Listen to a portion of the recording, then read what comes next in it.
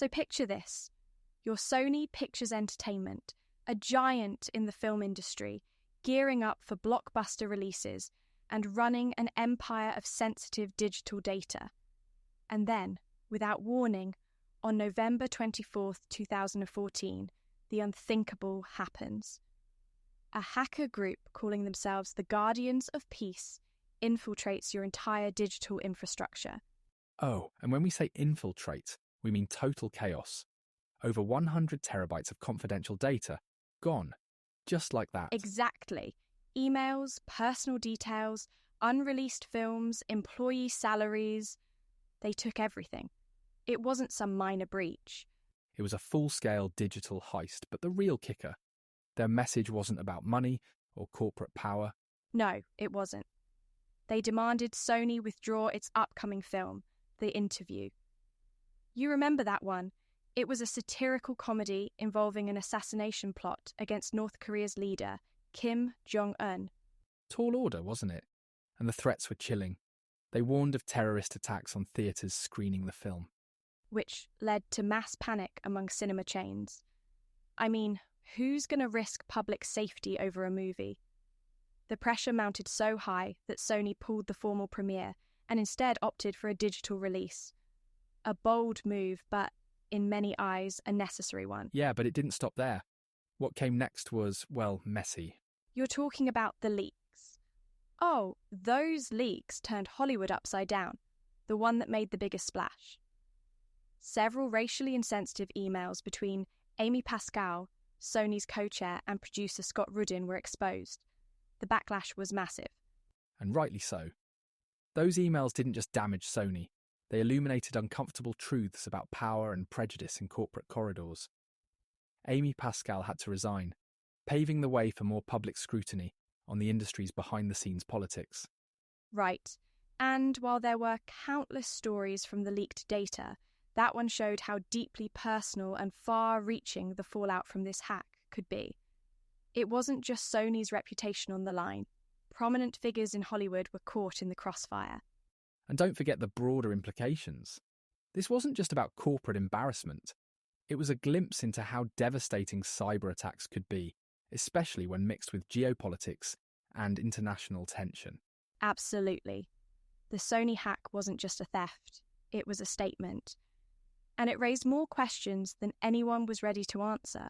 With all that chaos rattling Hollywood and the world watching, the US didn't waste any time in responding. Just days after the drama began, the FBI publicly pointed the finger at North Korea, citing their forensic analysis of the malware used. It wasn't just a bold claim, it kicked off a geopolitical standoff. Yeah, and they didn't hold back. President Obama himself weighed in, calling it a serious attack not only on Sony, but on freedom of expression. He emphasised that intimidation couldn't dictate the creative choices of an industry. That's right. But of course, North Korea vehemently denied any involvement. Their officials brushed off the accusations as baseless, even suggesting that sympathizers rather than the state itself could be behind the attack. Still, US intelligence stuck to their guns. They had their reasons. The malware used in the hack shared striking similarities with tools developed by known North Korean cyber units like Bureau 121.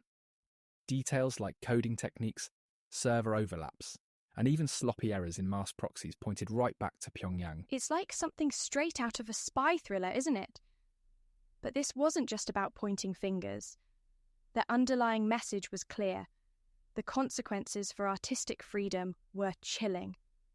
Film studios suddenly found themselves asking, is it worth it?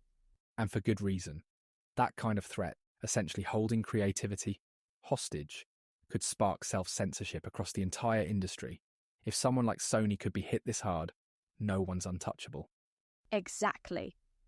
The decision to pull. The interview initially fueled fears that major studios might steer clear of politically sensitive subjects altogether. I mean, the stakes weren't just financial. This was about maintaining the integrity of artistic independence. Right, and that's a dangerous precedent. If hackers can use cyber attacks to suppress speech or artistic expression, what happens next? The same methods could be applied to major news organisations or even governments. It's a sobering thought. Cybersecurity had always been a concern, but the Sony hack showed just how deeply it could infiltrate culture, creativity, and even international relations. With the industry grappling with questions about artistic independence and digital vulnerabilities, Sony Pictures had no choice but to address the immediate fallout.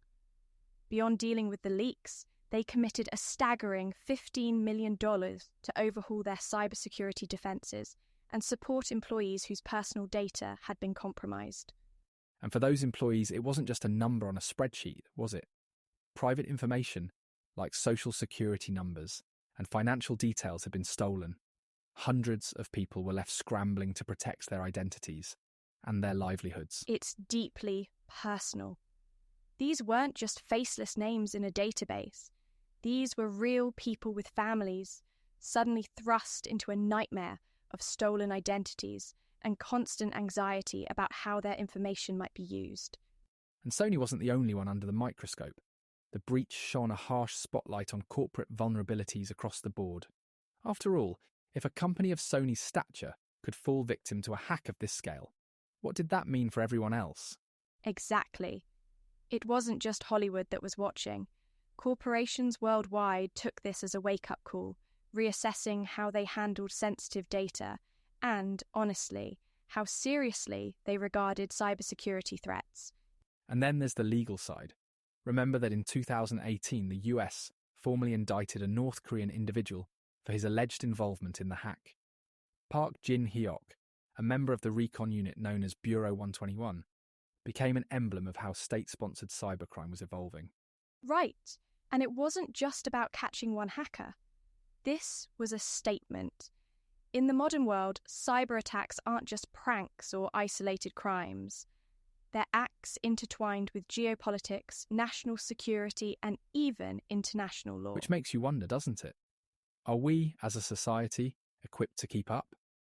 Technology is advancing faster than our regulations or defences can handle, and the lines between personal, corporate, and governmental vulnerabilities are blurring every day. It's true. And the Sony hack wasn't just a wake-up call. It shook the foundations of how we think about security and privacy. It showed us just how fragile these systems really are and how devastating the consequences of a breach can be. And more importantly, it reminded us that these aren't just stories about corporations or governments. They're stories about people whose lives and futures can be turned upside down by the click of a button.